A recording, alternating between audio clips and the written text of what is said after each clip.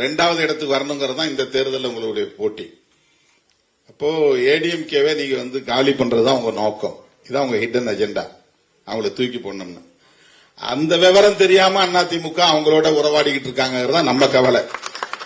அதான் அடிக்கடி சொல்றேன், நீ உங்களுடைய இண்டிபெண்டன்சியை காப்பாத்திக்கிங்க, தனியா நில்லுங்க.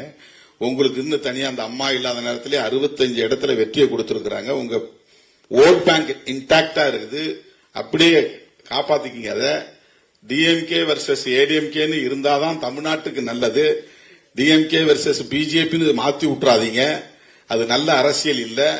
நீங்கள் எல்லாம் பெரியார் பாசறையில வளர்ந்தவர்கள், கொஞ்சம் சிந்திச்சு பாருங்க அப்படின்னு நம்ம அப்பப்ப சொன்னா, நீ யார் இதை பத்தி கேட்கன்னு கேட்கிறாங்க.